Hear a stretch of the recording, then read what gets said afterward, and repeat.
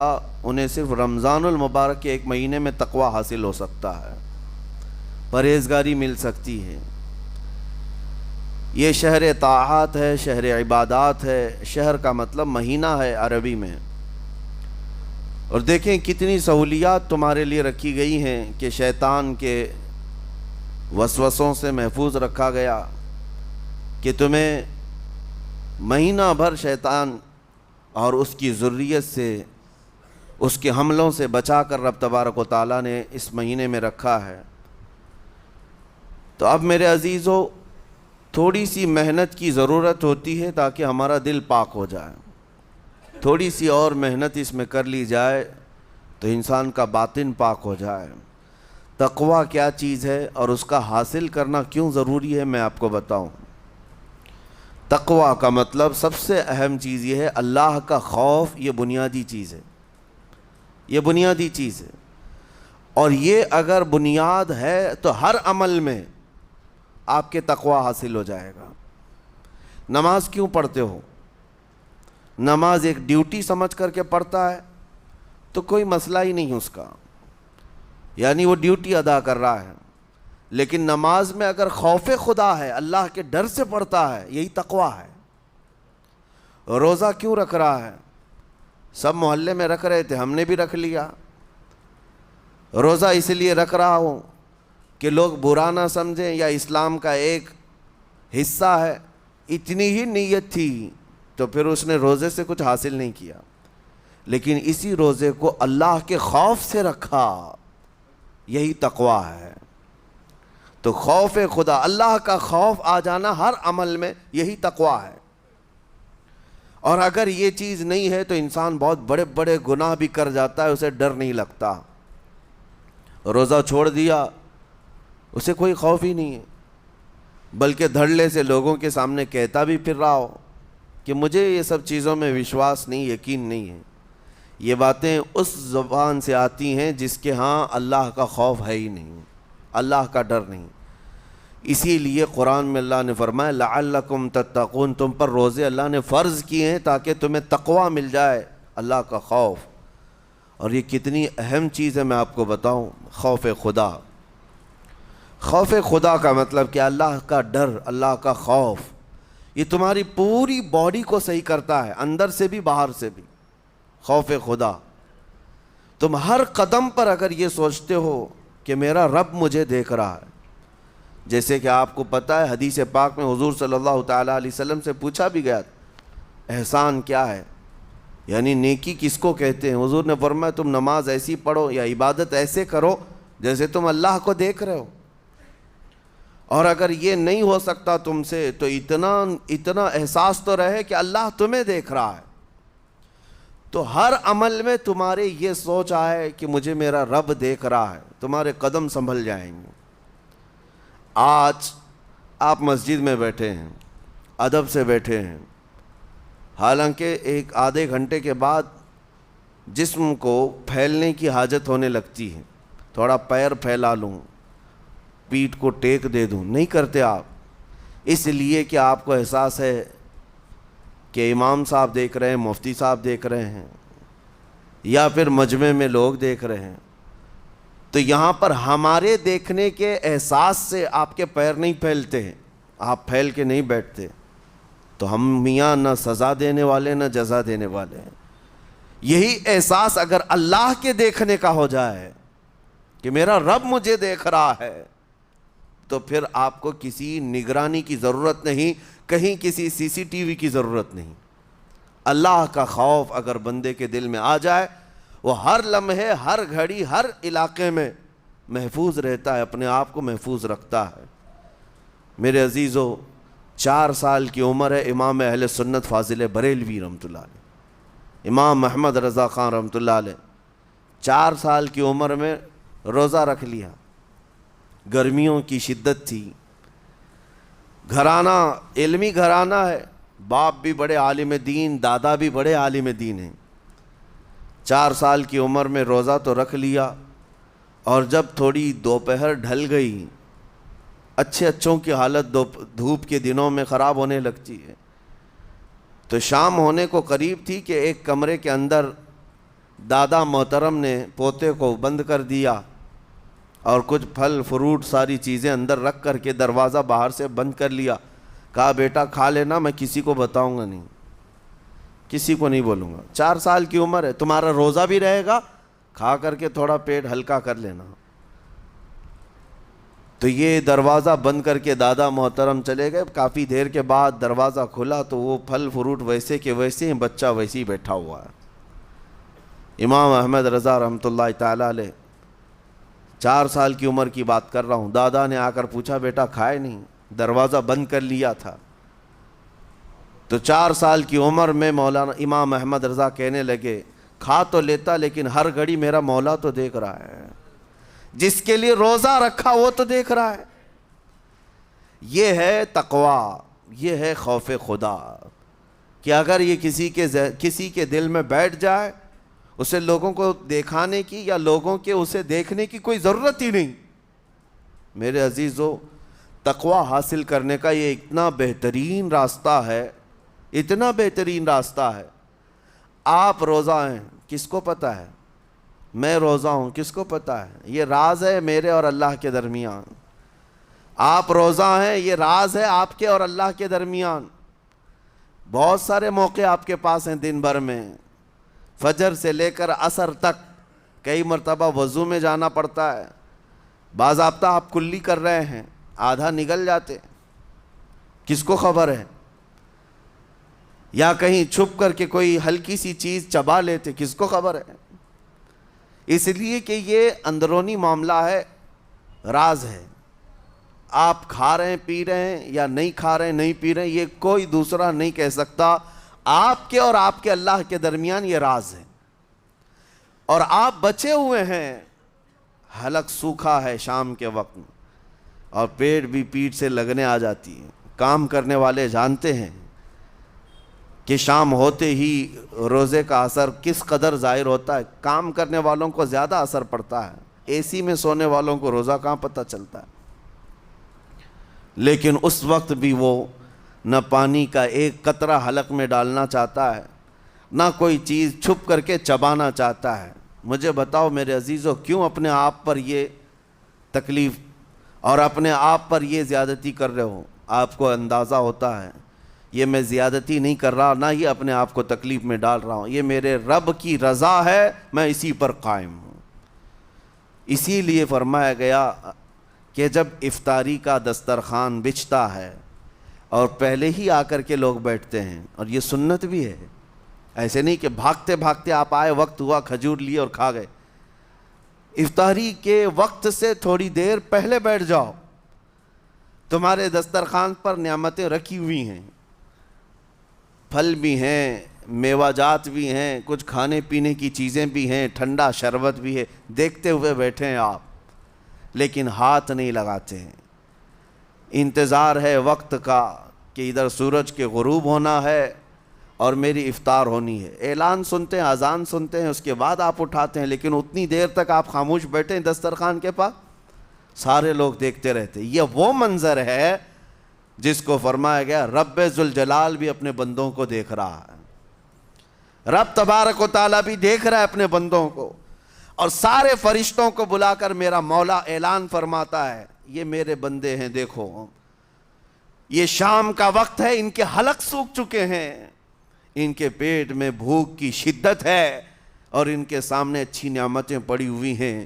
اے فرشتوں دیکھو, میرے ان بندوں میں سے کوئی بھی ان نعمتوں کو ہاتھ نہیں لگاتا, یہ صرف اور صرف میرے لیے بھوکے اور پیاسے ہیں. اور فرشتوں سے اللہ فرماتا ہے تم گواہ ہو جاؤ, ان کی حلق تر ہونے سے پہلے ان کے لیے میں نے جنت لکھ دیا. اسی لیے حدیث پاک میں ہے, جب افطار کرتے میرے آقا صلی اللہ علیہ وسلم یوں ارشاد فرماتے, ذهب الظمأ وابتلت العروق وثبت الاجر انشاءاللہ. پیاس بجھ گئی, رگیں ٹھنڈی ہو گئی, اور اجر اللہ کے ہاں پکا ہو گیا. یہ حضور پاک ہر افطار میں عرض کرتے تھے. میں آپ کو یہ عرض کر رہا ہوں کہ یہ چھپی ہوئی چیز, اسی کا نام تقویٰ ہے.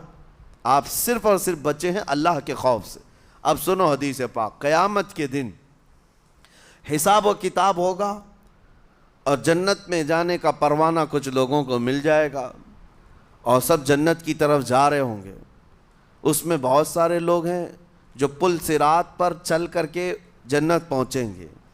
اب جب کافی لوگ جنت کے دروازے پر پہنچیں گے، ایک جماعت ایسی ہوگی جو پورے راستے میں کہیں نظر نہیں آئی، جنت جانے کے راستے میں کہیں نظر نہیں آئی، لیکن جنت کے دروازے پر وہ پہلے سے موجود تھے، چلے تھے نہیں چلے تھے کسی نے دیکھا ہی نہیں۔ دوسرے جنتی ان سے پوچھتے ہیں اس جماعت سے کہ تم یہاں کیسے پہنچے اور یہ انعام کس بات کا ہے تمہارے لیے؟ تو وہ جنتی کہتے ہیں ہمیں روزے داروں کی جماعت میں رکھا گیا، ہمارے روزے اللہ کو پسند آئے، اور آج رب تبارک و تعالیٰ کا حکم ہوا کہ ساری دنیا سے چھپ کر تم میرے لیے روزہ رکھتے تھے، دنیا کو پتہ نہیں تھا تم بھوکے ہو پیاسے ہو، اور اے بندو آج سارے لوگوں کی نظروں سے چھپا کر میں تمہیں جنت پہنچاؤں گا۔ وہ ایک جماعت ایسی ہے جو راستے بھر چلتی ہوئی نظر تو نہیں آئی لیکن جنت میں پہنچ گئی، وہ روزے داروں کی ہے۔ آج یہ تقوی حاصل کرنے کا سب سے بہترین راستہ، اور تقوی کیوں ضروری ہے؟ اب آپ کے روزے سے کچھ حاصل ہوا نہیں ہوا آپ کو دیکھنا بھی ہے، یہ نہیں کہ کیلنڈر کی طرح گنتے جاؤ، 1 ہو گیا، 2 ہو گئے، 3 ہو گئے، ہوتے جائیں گے، یہ دن تو چلتے رہتے ہیں، گنتے گنتے 20 بھی ہو جائیں گے، 25 بھی ہو جائیں گے، 30 بھی ہو جائیں گے۔ روزے گننے کا حکم نہیں، اپنے آپ کو سرچ کرو پھر تھوڑی سی ورزش کرنے کے بعد بندہ ویٹ تول کر کے دیکھتا ہے کم ہوا گھٹا ہے کہ بڑا، ہر دن دیکھتا رہتا ہے۔ ہاں، ورزش کرنے کے بعد پھر ناپ کر کے دیکھتا ہے میرے جسم کا وزن کتنا گھٹا کتنا بڑا۔ ویٹ گین کرنے والے ویٹ لاس کرنے والے دونوں بھی برابر چیک کرتے رہتے ہیں۔ روزہ رکھنے کے بعد تمہیں خود کو بھی چیک کرنا چاہیے کہ میرے اندر اب تبدیلی آئی یا نہیں آئی۔ ایک روزہ رکھا اور پھر رات کو تراویح میں کھڑا ہوا، میرے اندر بدلاؤ کتنا ہے؟ کیا اب اللہ کی آیات قرآن کی سنتا ہوں، میرے آنکھوں سے آنسو آ جاتے ہیں؟ اگر آ گئے ہیں تو اس کا مطلب ہے کہ دل نرم ہو گیا، اس روزے نے اثر دکھانا شروع کیا، اور پھر ویسے کا ویسا ہے، تو اس کا مطلب ہے کہ آپ کے روزے سے آپ کو تقوی نہیں مل رہا ہے، آپ کو تقوی نہیں مل رہا۔ خوف خدا جب آتا ہے تو انسان کا دل موم ہو جاتا، نرم ہو جاتا ہے، اور اللہ کے عذابات سے، جہنم کے خوف سے، قبر کی سختیوں سے وہ رو پڑتا ہے، اس کی آنکھیں بہنے لگ جاتی ہیں، اور جب دل سخت ہوتا ہے پتھر کی طرح تو اسے نہ اللہ کی آیتیں رلاتی ہیں نہ آخرت کا تصور اسے ہلاتا ہے۔ اسی لیے قیامت کے دن کے بارے میں آپ کو بتاؤں، نبی پاک صلی اللہ تعالیٰ علیہ وسلم کی امت کی طرف جہنم کی آگ شعلے لپکاتے ہوئے بڑھتی آ رہی ہوگی بہت تیزی سے، قریب ہے کہ وہ جہنم کی آگ سب کو اپنے لپیٹ میں لے لیں۔ وہاں کھڑے ہوئے بہت سارے لوگ اپنے اپنے اعمال کا صدقہ پیش کرنے لگے، حاجی اپنے حج پیش کر رہے ہیں، نمازی اپنے نماز، روزے دار اپنے روزے، کہ اے جہنم ہماری یہ نیکیوں کا صدقہ رک جا۔ جہنم کی آگ بڑھتی چلی آئی، بڑھ رہی تھی۔ جبرائیل امین علیہ الصلاۃ والتسلیم حاضر ہوتے ہیں بارگاہ مصطفیٰ صلی اللہ علیہ وسلم میں، ایک پانی کا پیالہ انہوں نے پیش کیا اور کہا یا رسول اللہ صلی اللہ علیہ وسلم یہ پانی آپ اس آگ پر چھڑک دیں۔ نبی پاک صلی اللہ تعالیٰ علیہ وسلم نے وہ پانی اس آگ کی طرف پھینکا تو آگ دور چلی گئی، جو جہنم کی آگ اچانک بجھ گئی، کافی دور چلی گئی جو امت کی طرف لپک رہی تھی۔ رسول رحمت صلی اللہ تعالیٰ علیہ وسلم نے پوچھا جبرائیل سے یہ اتنا اثردار پانی ہے کون سا؟ یہ جبرائیل امین عرض کرتے ہیں یا رسول اللہ یہ آپ کے ان امتیوں کے آنسوؤں کا پانی ہے جو رات کھڑے ہو کر اپنے رب کے خوف سے رویا کرتے تھے، وہ اللہ کے خوف سے تھر تھراتے تھے، ڈر کر کے ان کے آنکھوں سے جو آنسو آتے۔ جبرائیل امین کہتے ہیں میں نے وہ آنسو جمع کر رکھے تھے اور وہ آج میں نے آپ کے سامنے پیش کیا۔ ایک آنسو کا قطرہ جہنم کی آگ بجھانے کے لیے کافی ہے۔ موتی سمجھ کے شان کریمی نے چن لیے قطرے جو گرے تھے عرق انفعال کے۔ عزیزان گرام وقار، یہی وہ تقویٰ ہے، یہی وہ خوف خدا ہے جس کے متعلق اللہ قرآن میں فرماتا ہے لعلکم تتقون، تاکہ تمہیں تقویٰ مل جائے، اسی لیے روزے رکھے گئے ہیں، روزے فرض کیے گئے ہیں۔ تمہارا دل اگر سخت کا سخت ہی رہ گیا تو روزے اثر نہیں کر رہے ہیں، روزے اثر نہیں کر رہے۔ اور ظاہر سی بات ہے کاموں میں برکت نیت سے ہوتی ہے، کسی بھی عمل میں برکت اچھی نیت سے ہوتی ہے۔ اگر کوئی روزہ اس لیے رکھ رہا ہے، جیسے بہت سارے فائدے گنائے جاتے ہیں نا، روزہ رکھنے سے کینسر نہیں ہوتا، روزہ رکھنے سے جسم کے فاسد مادے ختم ہو جاتے ہیں، نکل جاتے ہیں، ڈاکٹرز بھی مشورہ دیتے ہیں مہینے میں ایک مرتبہ، ہفتے میں ایک مرتبہ باڈی کو فری چھوڑنا چاہیے۔ تو یہ تو جسمانی فائدے تو رکھے گئے ہیں، لیکن اگر تم روزہ اس نیت سے رکھ رہے ہو کہ میری باڈی صحیح ہوتی رہے، تو گویا کہ تم تو اپنی دنیاوی غرض سے روزہ رکھ رہے تھے۔ یہ فائدے تو ملنا ہی ملنا ہے، یہ فائدے یوں بھی ملیں گے اللہ تعالیٰ کی طرف سے آپ کو، لیکن نیت وہ نہیں۔ روزہ رکھنے کی نیت یہ ہو کہ میرا رب مجھ سے راضی ہو جائے اور مجھے رب تبارک و تعالیٰ کا خوف اور تقوی حاصل ہو جائے۔ نیت میں برکت ہے، اور جن کاموں کو آپ اچھی نیت سے کریں گے اسی طرح ان کاموں میں اثر بھی پیدا ہوگا۔ روزہ رکھنے سے پہلے آج نیت یہی کریں کہ مولا تعالیٰ یہ روزہ میرے تمام برے اعمال کے لیے کفارہ ہو جائے، یہ ڈھال بن جائے۔ جانتے ہیں آپ اپنے نفس امارہ کو روکنے کا سب سے بہترین آلہ بھوک ہے، بھوک۔ جتنا آدمی بھوک کے ذریعے سے اپنے نفس کو مار سکتا ہے دوسری کوئی چیز نہیں۔ آپ دیکھیں اس رمضان المبارک میں بہت ساری حلال چیزیں آپ کو حرام کر دی گئی ہیں، یعنی سحری سے لے کر افطاری تک۔ میں یہ نہیں کہہ رہا کہ شراب پینا حرام ہے، نشہ کرنا حرام ہے، وہ تو پوری زندگی بھر حرام ہے، لیکن آپ کو چاول روٹی تو حلال ہے نا، سبزے سیب پھل فروٹ تو حلال ہے، لیکن یہ حلال چیزیں بھی اللہ نے آپ پر حرام رکھی ہیں، روزے کے عالم میں نہیں کھا سکتے۔ سحری سے لے کر افطار تک یہ حلال لقمے، پانی تو حلال ہے، پاک ہے، لیکن آپ کے لیے روزے کے عالم میں حرام ہے۔ اسی طرح شادی شدہ مرد اپنی عورت کے ساتھ زندگی بھر کبھی بھی جمع کر سکتا ہے، رات میں سو سکتا ہے، لیکن حالت روزہ میں وہ حلال کام بھی حرام ہے، حلال کام بھی حرام ہے۔ اپنی عورت سے جمع کرنا حالت روزہ میں کیوں روکا گیا؟ کھانا پینا بھی حلال تھا، عورتوں کے ساتھ شباشی بھی حلال تھی، لیکن روزے کے عالم میں ان حلال چیزوں کو روکا گیا۔ تو آپ سوچ سکتے ہیں اس چیز کو، سوچ سکتے؟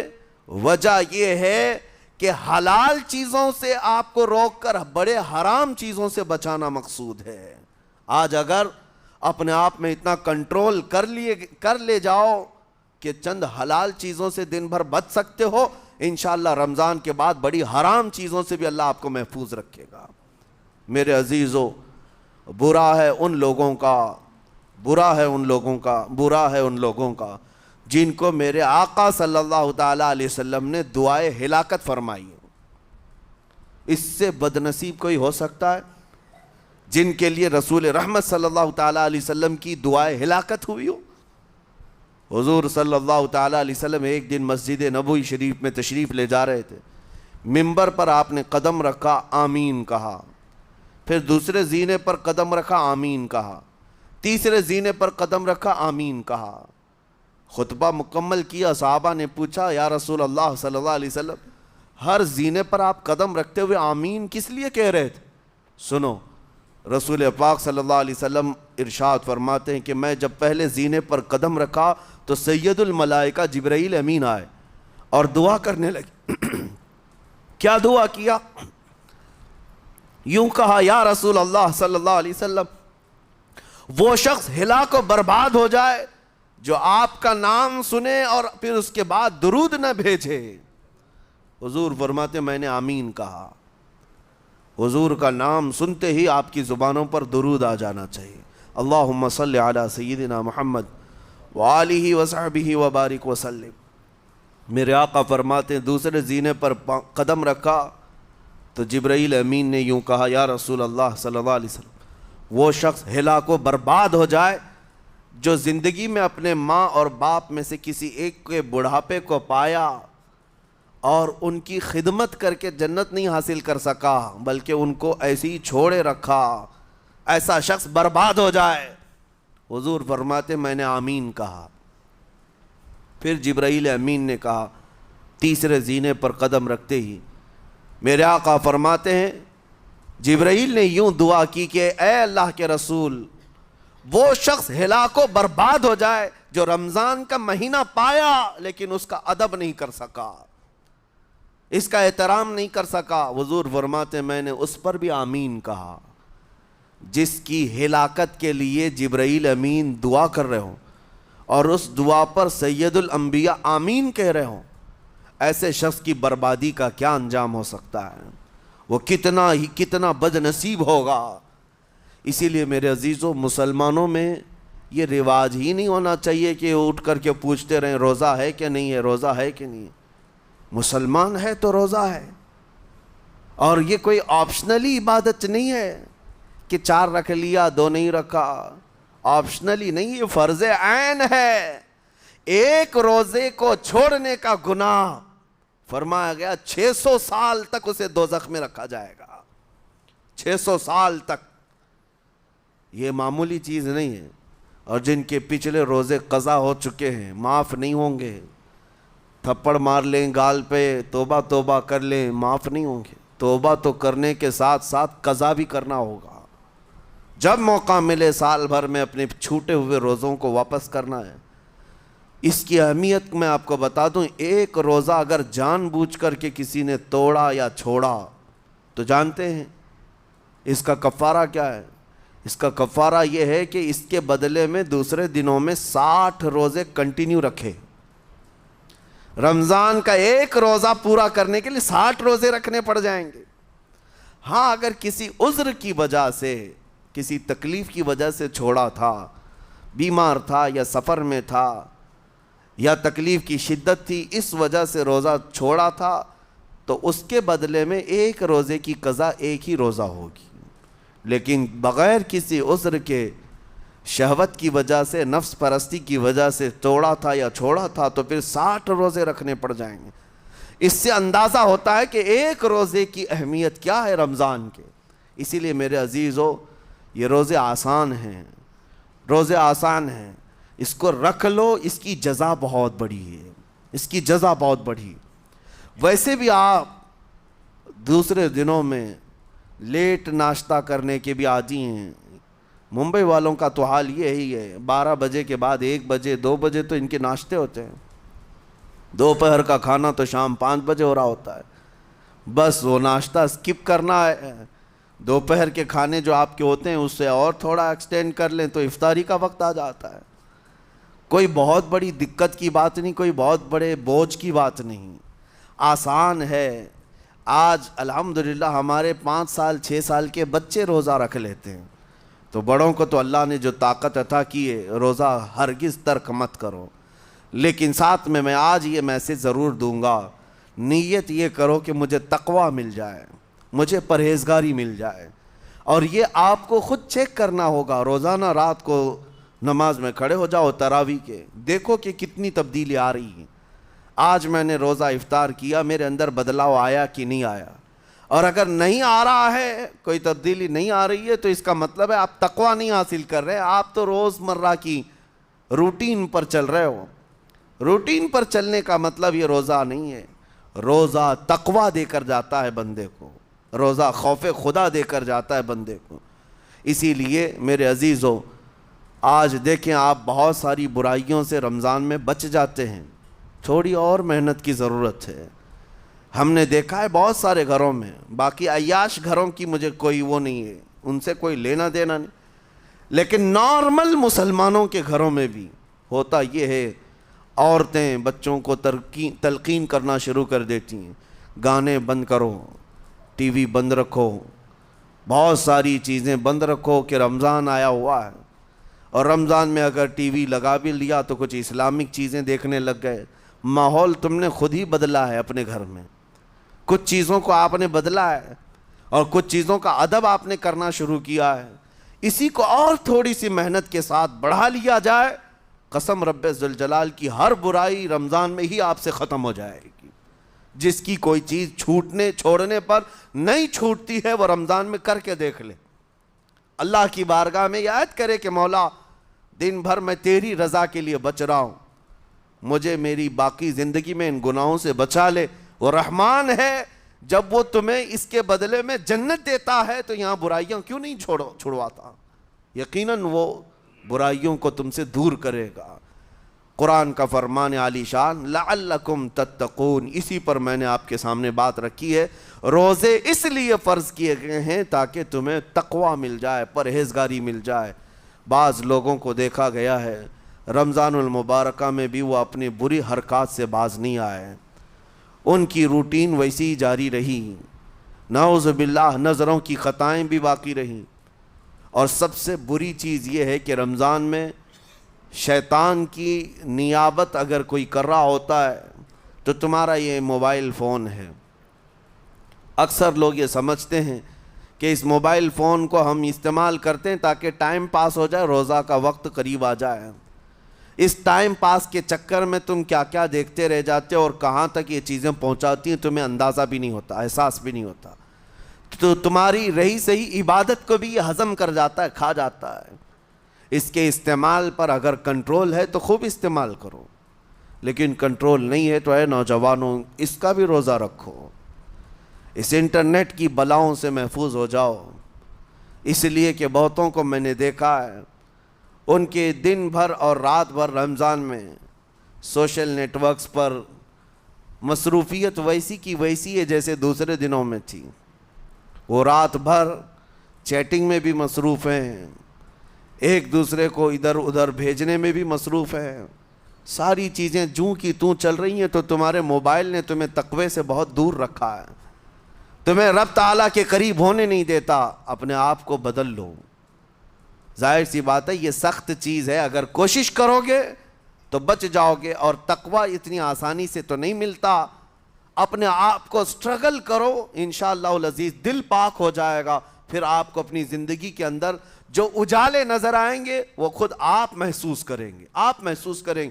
گناہوں کے اندھیروں نے دل پر ایسی کالک رکھی ہے کہ آپ کو کچھ بھی یہاں پر سمجھ میں نہیں آتا، ورنہ نمازوں کا لطف ایسا ہے، قرآن کا مزہ ایسا ہے، جسے یہ لگ جائے دنیا کی کوئی نعمت اس کے سامنے ہیچ نظر آتی ہے، کوئی چیز اسے اچھی نہیں لگتی، لیکن کب؟ جب اسے تقوی کا اجالا حاصل ہو جائے۔ میرے عزیزو، اللہ کریم کی بارگاہ میں دعا گو ہوں، مولا قدیر و جبار ہم سب کو تقوی و پرہیزگاری عطا فرمائے، اور ہم سب کے روزوں سے اللہ تعالی ہمیں پرہیزگاری عطا فرمائے۔ ان روزوں کے انوار اور برکات اور رمضان کے احترام کی ہمیں توفیق عطا فرمائے۔